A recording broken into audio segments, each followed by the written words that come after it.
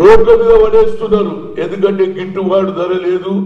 మార్కెట్లో పోతే మేము చేసిన కష్టానికి దానికి సరైన ప్రతిఫలం వస్తలేదు.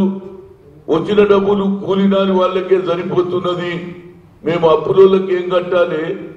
అదేవిధంగా మా సంసారం ఎట్లా నడవాలని ఈనాడు రైతులు గిట్టుబాటు ధర లేదని రోడ్ల మీద పడి మధ్యప్రదేశ్లో ప్రొసెషన్ తీశారు. మాకు గిట్టుబాటు ధర రావాలంటే మధ్యప్రదేశ్ ప్రభుత్వం లాఠీ చార్జ్ చేస్తుంది, ఫైరింగ్ చేస్తుంది. ఆఖరుకు 5 రైతులు చచ్చిపోతారు. నిన్నటి వరకు రైతుల ఆత్మహత్య, ఇప్పుడు పోలీసు వాళ్ళతో రైతుల హత్యలు. అదేవిధంగా ఇవాళ రాజస్థాన్లో అదే పరిస్థితి, అదేవిధంగా మహారాష్ట్రలో అదే పరిస్థితి, మధ్యప్రదేశ్లో అదే పరిస్థితి, తెలంగాణలో అదే పరిస్థితి.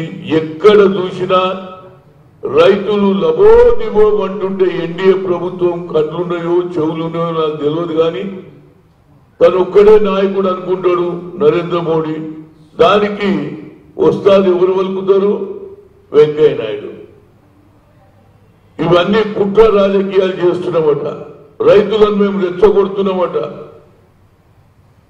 రైతులు రెచ్చగొట్టడముతో పాటు ఇప్పుడు ఏమంటారు, 4 రోజుల తర్వాత రైతుల ఆత్మహత్యలు కూడా మేమే చేస్తున్నామనే ఆలోచన వీరికి ఉన్నది. ఏం మాటలండి వెంకయ్య నాయుడు? రైతుల పట్ల ఇదా మీ ఆలోచన? అపోజిషన్లు ఉన్నప్పుడు తప్పనిసరిగా రైతు లొల్లి పెడుతుంటే, రైతు కడుపు కాలితే తప్పనిసరిగా బీయింగ్ అపోజిషన్ పార్టీ మా డ్యూటీ రైతుల పక్షాన నిలబడది. ఎందుకంటే మా స్లోగన్ కూడా అదే, జై జవాన్ జై కిసాన్ అనే స్లోగన్.